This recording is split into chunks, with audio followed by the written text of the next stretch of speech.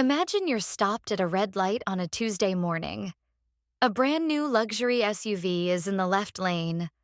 On your right is a 10-year-old Honda with a few dents. If I asked which driver is wealthier, you'd probably answer without hesitation. Most people would. But here's the twist. In America in 2026, the numbers tell a different story. The driver of the old Honda is often in a stronger financial position. The driver of the luxury SUV is more likely to be carrying heavy debt. So how did looking rich become a sign of financial pressure? And why do people who build real wealth rarely try to impress anyone? That's what this video is about. Because sometimes, not looking rich is one of the smartest financial decisions you can make. So let's start with that luxury SUV, because the real story is very different from the one you see in commercials. 10 years ago, overspending wasn't nearly as common. Today, it's everywhere, and many of those people are under serious financial pressure. According to 2026 data, nearly 60% of Americans live paycheck to paycheck. That alone is striking. What's even more surprising is that high-income earners aren't much different. About 40% of Americans with six-figure incomes also live paycheck to paycheck. Think about that. 2 out of every 5 high-income earners finish the month without meaningful savings. So where does all the money go? Today, the average American household spends about $6,500 a month, even without luxury purchases.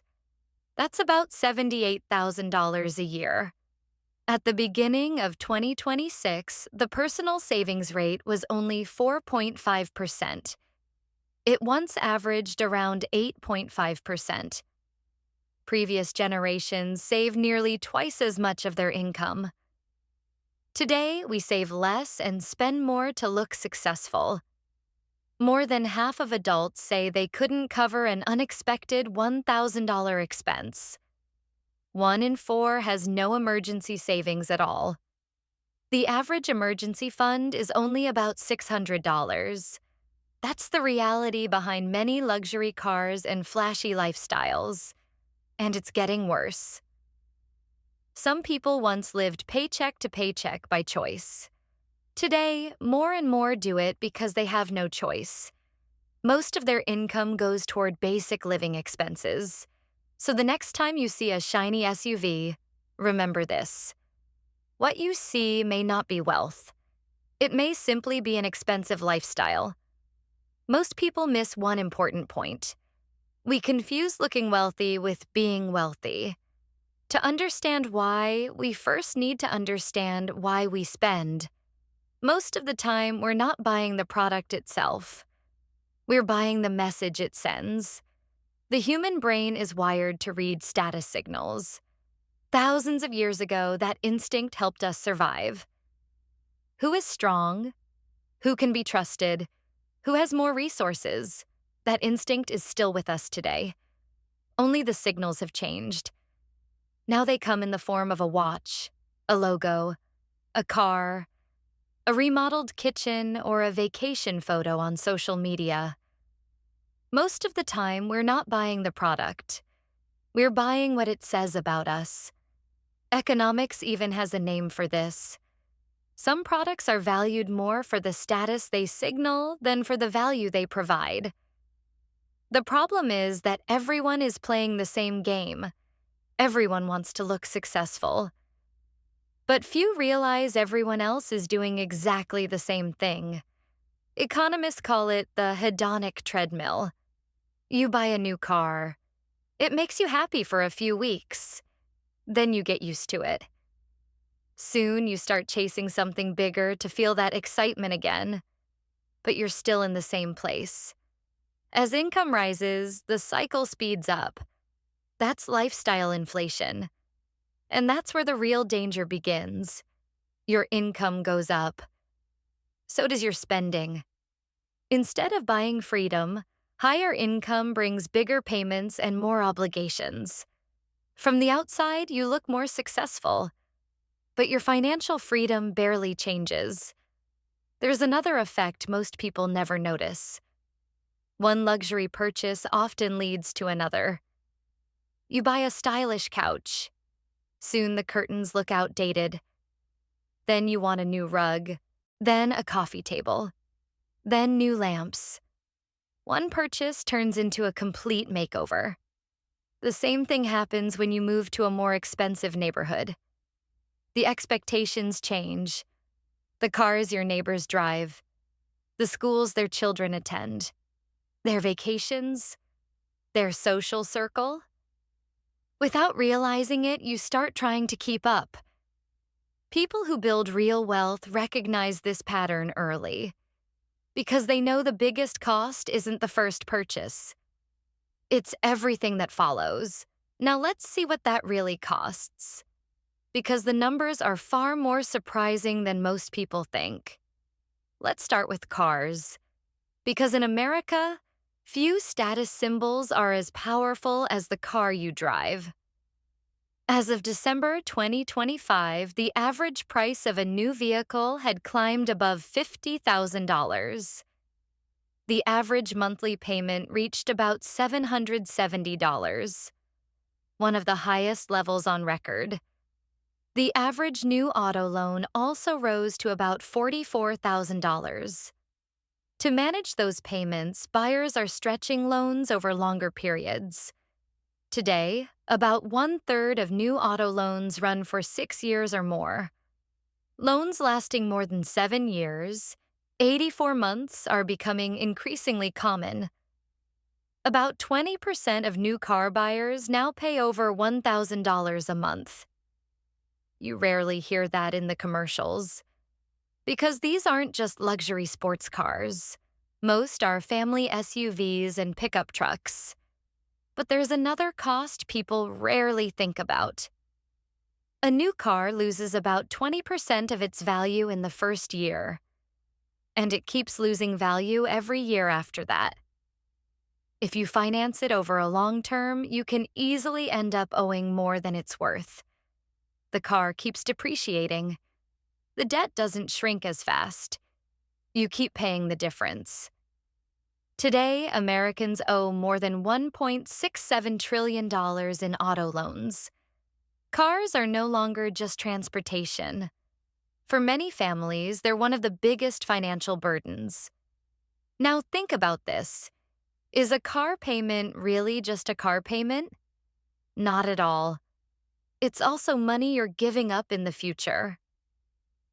Take the average monthly payment of $750. Now, imagine investing that money in a low-cost index fund. At an average annual return of 7% after inflation, it could grow to more than $100,000 in 10 years. Keep investing it for 30 years, and it could reach about $900,000. That's where the real choice begins. It's not just a choice between a new car and an old one. It's a choice between a nicer car today or a much larger investment tomorrow. Most people never calculate that second cost. Yet every dollar spent on appearances reduces your ability to build wealth. The difference is even greater when you're young. Imagine two 25-year-olds. One buys the more expensive car. The other drives a reliable, modest car and invests the difference. As the years pass, the gap isn't just a few $1,000s. It grows into hundreds of thousands. By the time one is still working, the other may already be financially free. That's the real cost of a luxury car. It's not just the monthly payment, it's part of the freedom you give up. And cars are only the most obvious example. The same principle applies to one of life's biggest purchases, a home. A bigger house doesn't just mean a bigger mortgage, it also brings hidden costs. Higher property taxes, more expensive insurance, higher heating and cooling bills, maintenance, more rooms to furnish, more furniture.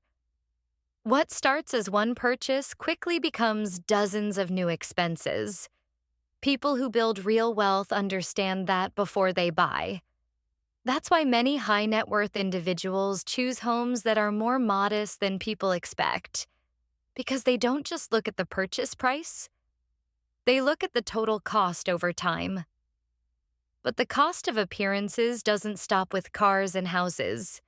For many people, the biggest burden builds up on credit cards. At the beginning of 2026, Americans carried about $1.25 trillion in credit card debt. The average balance for households with credit card debt was about $6,700. But debt isn't the only issue. Interest rates are. Today, many credit cards charge more than 20% interest. That changes everything. When you finance your lifestyle with a credit card, you're not just paying for what you bought. You're paying interest on that decision for years. Imagine carrying $6,000 in credit card debt. If you make only the minimum payment, it could take years to pay off. And you'll likely pay far more than you originally borrowed. That's how interest works. Small purchases become expensive over time. Today, total U.S. household debt exceeds $18.8 trillion. Not all of it comes from essential needs.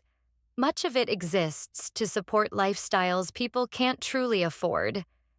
Most people aren't just paying for what they buy. They're paying to maintain a lifestyle. And that's where one number matters most: net worth. Income gets the attention.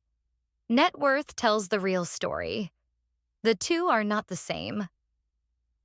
The median household net worth in America is about $192,000. The average is just over $1 million. That's a huge gap, because a small number of extremely wealthy households pull the average much higher.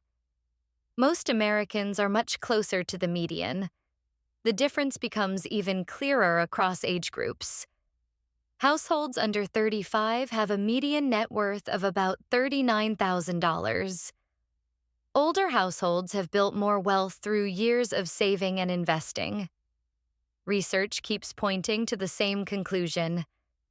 One of the strongest predictors of future wealth isn't income. It's your savings rate.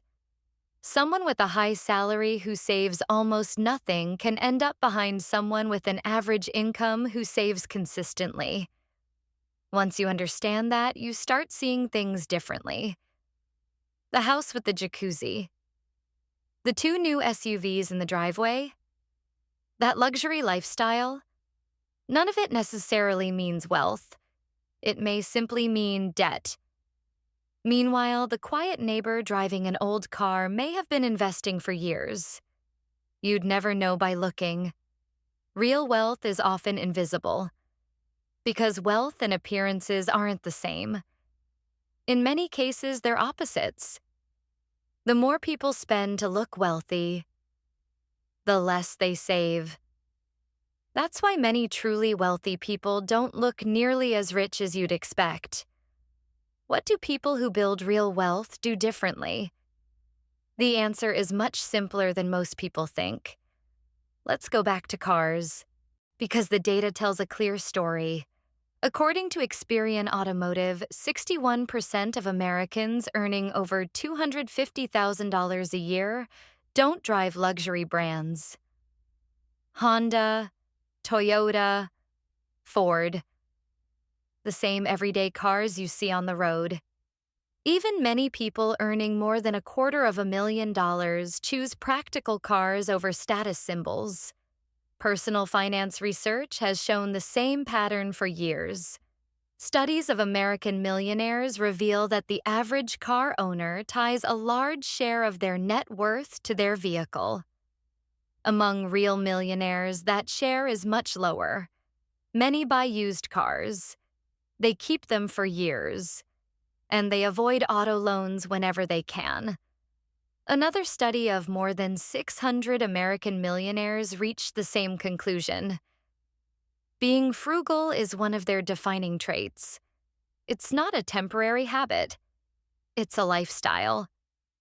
What's even more surprising is their income. About 69% of millionaires never belong to a very high income group. Nearly one-third never earned a six-figure household income during their careers. About 80% built their wealth instead of inheriting it. The pattern isn't high salaries, it's disciplined financial decisions. An ordinary income, consistent saving, patient investing. That's what real wealth is usually built on. One financial author put it perfectly. When people stop trying to look rich, they can finally start becoming rich. That idea is the exact opposite of what marketing has been telling us for years. And you can see it in many of the world's wealthiest people. They can afford almost anything, yet they still choose to live simply. Because what matters isn't the logo, it's freedom, having choices, and making their money work for them. Maybe that's the biggest lesson in this video. Real wealth is usually quiet. Looking wealthy is almost always expensive. The next time you see an old Honda beside a brand new luxury SUV at a red light, ask yourself one question. Which driver is actually wealthier? Because what you see isn't always wealth. Sometimes it's only the appearance of wealth. And the difference is much bigger than most people realize. If you enjoyed this perspective, I post a new video every week exploring money and financial decisions from a different angle. Because real wealth isn't about looking more expensive. It's about having more choices. More people are beginning to realize that in 2026. Maybe that's where the real change begins.